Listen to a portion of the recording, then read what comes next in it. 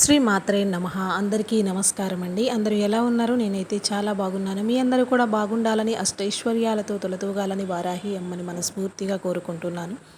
ఈరోజైతే ఎవరైతే భర్త ఇంటిలో భార్యలను ఇబ్బంది పెడుతూ ఉన్నారో, లేదా భార్యల వలన భర్త బాధపడుతూ ఉన్నారో, అలాంటి వారందరికీ కూడా ఒక చక్కని పవర్ఫుల్ వశీకరణ మంత్రం గురించి తెలియచేయాలి అనుకుంటున్నానండి.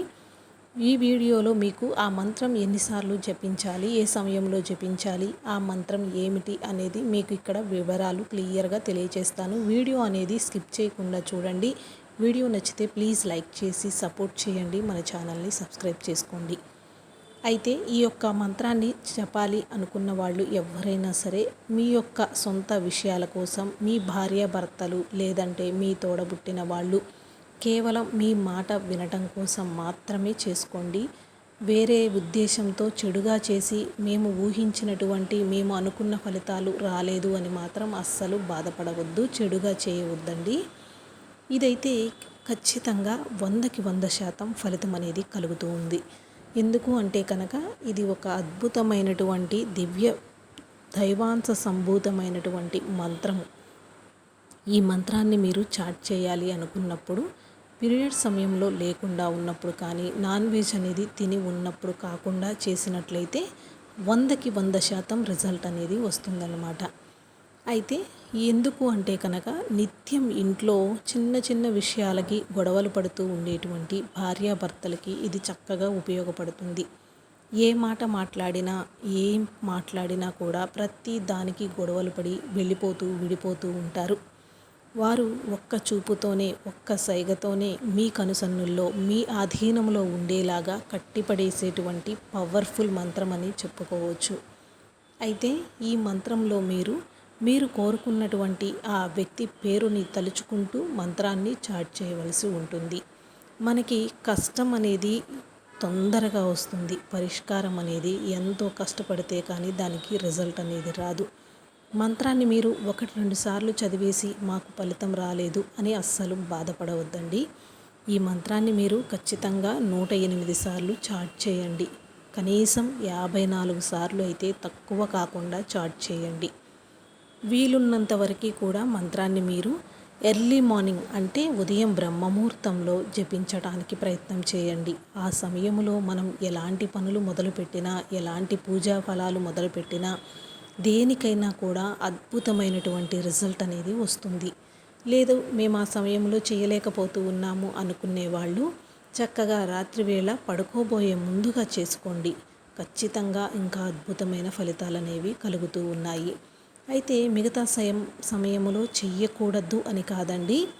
మనం ఏదైనా ఒక పనిని ప్రారంభించేటప్పుడు ఎలాంటి శుభముహూర్తాలు చూసుకుంటామో, మనం మనస్ఫూర్తిగా ఎవరినైనా కోరుకున్నప్పుడు వారు దక్కాలన్న ఉద్దేశంతో మనం చేసేటువంటి పనికి కూడా, మనం మొదలుపెట్టేటువంటి పూజకి కూడా అలాంటి శుభ సమయం అనేది ఉంటే ఇంకా ఫలితం తొందరగా వస్తుంది అనే ఉద్దేశంతో మీకు ఇక్కడ ఈ విధంగా చెప్పటం అనేది జరుగుతూ ఉంది.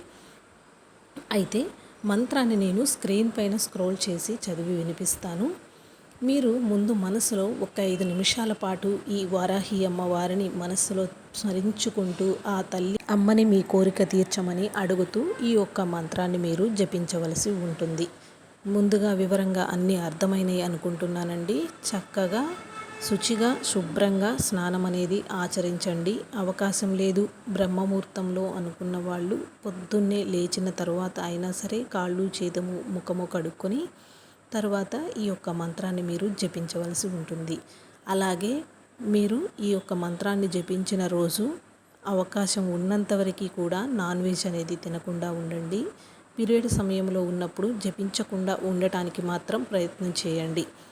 ఈ యొక్క మంత్రాన్ని మీరు కనీసం 3 రోజులు కానీ 5 రోజులు కానీ జపించవలసి ఉంటుంది. మీరు జపించటం మొదలుపెట్టిన మరో నిమిషం నుంచే మీకు రిజల్ట్ అనేది రావటం ప్రారంభమవుతుంది. మనం ఏదైతే ఏకాగ్రతతో ఒక పనిని మొదలు పెడతామో, పూర్తి విశ్వాసంతో ఆ పని అనేది ఆ తల్లి మనకి తీర్చి చూపిస్తుందన్నమాట.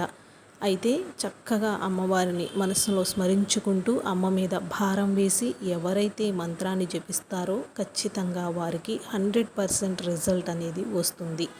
ఇది ఐకానిక్, అంటే మీరు కనీసం ఆ వ్యక్తి ఫోటో వైపు చూస్తూ అయినా కూడా ఈ మంత్రాన్ని జపించవచ్చన్నమాట. కంటి చూపుతోనే మీ వశమైపోతారు. అలాగే మీరు ఇంకా ఏదైనా సందేహాలు ఉన్నా కానీ, ఇంకేదైనా తెలుసుకోవాలి అనుకున్నా కానీ ఖచ్చితంగా కామెంట్లలో తెలియచేయండి.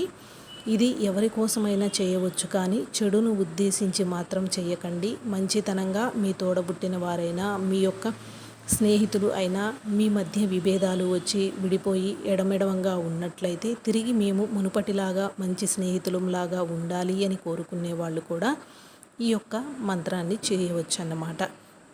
అంటే వారు మీకు మంచిగా మీ మాట వినేలాగా, మీకు దాసోహమయ్యేలాగా ఉంటుంది. అంతేకాని చెడు ప్రయోగాలతో మీరు ఈ యొక్క మంత్రాన్ని మాత్రం అస్సలు ఉపయోగించకండి. ఇప్పుడైతే మంత్రాన్ని స్క్రీన్ పైన స్క్రోల్ చేస్తున్నాను, ఒకసారి మీకు చదివి కూడా వినిపిస్తాను. మీరు కూడా తప్పులు అనేది పోకుండా చాట్ చేయండి. ఒకవేళ చదవటానికి కష్టంగా ఉన్నవాళ్ళు రాసుకున్నా కూడా అదే రకమైన ఫలితం అనేది కలుగుతుంది. మంత్రం వచ్చేసి ఓం నమో భగవతే ఉగ్రరూపిణి. మీరు తలుచుకున్నటువంటి వ్యక్తి పేరు తర్వాత వశీకరణ ప్రదే. అంటే మళ్ళీ చదువుతాను వినండి. ఇప్పుడు మీరు రామ లేదా సీత అనే వ్యక్తి పేరు తలుచుకోవాలి అంటే ఓం నమో భగవతే ఉగ్రరూపిణి సీతా వశీకరణ ప్రదే. అంటే మీకు పేరు ఇచ్చిన దగ్గర మీరు ఎవరి గురించి అయితే అనుకుంటున్నారో ఆ వ్యక్తి పేరుని అందులో నింపేసుకుని మంత్రాన్ని పూర్తి చేయండి. అలాగే మీకు ఇంకేదైనా సందేహాలు, సమస్యలు ఉన్నా, భార్యాభర్తల మధ్య విభేదాలు ఎక్కువగా ఉన్నా, భర్త పరాయి స్త్రీ వ్యామోహములో ఉన్నా కానీ మాకు తెలిసినటువంటి, మాకు పరిష్కారాన్ని చెప్పేటువంటి గురువుగారు ఉన్నారు. గురువుగారి ఫోన్ నెంబర్ కమ్యూనిటీ పోస్ట్లో షార్ట్స్లో అప్లోడ్ చేసి ఉన్నామండి. ఒక్కసారి కాల్ చేశారంటే మీకు ఖచ్చితంగా జ్యోతిష్యం తెలియజేస్తారు. వశీకరణ స్పెషలిస్ట్ ఈ గురువుగారు కూడాను.